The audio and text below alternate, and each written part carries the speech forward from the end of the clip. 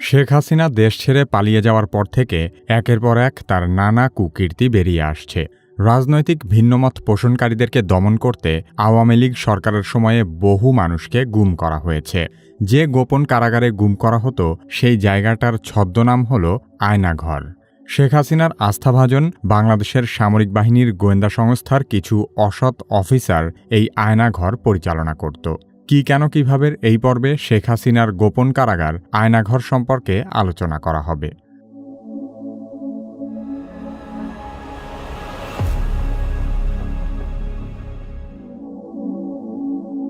বাংলাদেশের প্রতিরক্ষা বাহিনীর গোয়েন্দা সংস্থা directorate general of forces intelligence বা ডিজিএফআই হিসেবে পরিচিত।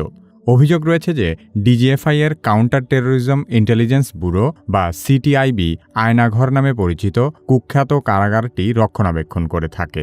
২০২২ সালে সুইডেন ভিত্তিক একটি স্বাধীন সংবাদ মাধ্যম নেত্র নিউজের করা একটি অনুসন্ধানী প্রতিবেদনে আয়নাঘরের বিষয়টি সবার সামনে উঠে আসে। সেখান থেকেই দেশের মানুষ জানতে পারে যে বিভিন্ন সময়ে বলপূর্বক গুমের শিকার ব্যক্তিদেরকে আয়নাঘরে আটক করে নির্যাতন চালানো হতো। আয়নাঘর ঢাকা সেনানিবাসের ভেতরেই অবস্থিত বলে ধারণা করা হয়। আয়নাঘরে বন্দী থাকা সাবেক এক সেনা সদস্য জানিয়েছেন, অতীতে এই জায়গাটি জয়েন্ট ইন্টারোগেশন সেল নামে পরিচিত ছিল। পরবর্তীতে একে সংস্কার ও বর্ধিত করে আয়নাঘর বানানো হয়েছে। গুমের শিকার হওয়া বেশ কয়েকজন সাবেক সেনাবাহিনীর কর্মকর্তা আয়নাঘরের অবস্থান প্রকাশ করেছেন। তারা জানিয়েছেন এই আয়নাঘরটি ডিজিএফআই এর অফিসের ঠিক পেছনেই অবস্থিত।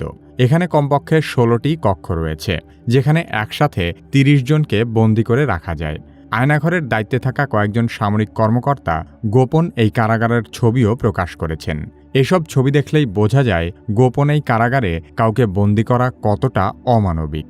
এখানে বহু লোককে বিনা বিচারে বছরের পর বছর, এমনকি যুগের পর যুগ আটকে রাখা হয়েছে।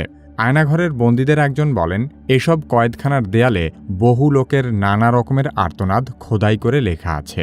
কত লোককে যে এখানে ধরে নিয়ে যাওয়া হয়েছে তার কোনো ইয়ত্তা নেই। সবাইকে যে এখানে দীর্ঘ সময় বন্দী করে রাখা হয় এমনও নয়। অনেককেই ছেড়ে দেওয়া হয়েছে, আবার অনেককে এখান থেকে হত্যাও করা হয়েছে। আয়নাঘরের ছবি হিসেবে সামাজিক মাধ্যমে এরকম কয়েকটি ছবি প্রচারিত হচ্ছে, যেখানে দেখা যাচ্ছে বহু মানুষের কঙ্কালের স্তূপ। ছবিটির সত্যতা সম্পর্কে শতভাগ নিশ্চিত হওয়া যায়নি। তবে আয়নাঘরের বন্দীদের নির্যাতনের কথা শুনে যে কোনো হৃদয়বান ব্যক্তির মনে হবে, এমন অমানবিক পরিবেশে দীর্ঘদিন বন্দী করে রাখার চেয়ে কাউকে হত্যা করাও অনেক ভালো। অভিযোগ রয়েছে ডিজিএফআই এর কিছু অসৎ কর্মকর্তা শেখ হাসিনা সরকারের কাছ থেকে অবৈধ রাজনৈতিক সুবিধা নেওয়ার জন্য এসব কর্মকাণ্ড করেছে। আওয়ামী লীগ সরকার ক্ষমতায় থাকাকালীন বিচার বহির্ভূত হত্যা, নির্যাতন এবং জোরপূর্বক গুমের অভিযোগগুলো বরাবরই অস্বীকার করে এসেছে। হাসিনা সরকার পতনের পরপরই এ ধরনের মানবতাবিরোধী অপরাধের প্রমাণ হাতে নাতে পাওয়া যায়।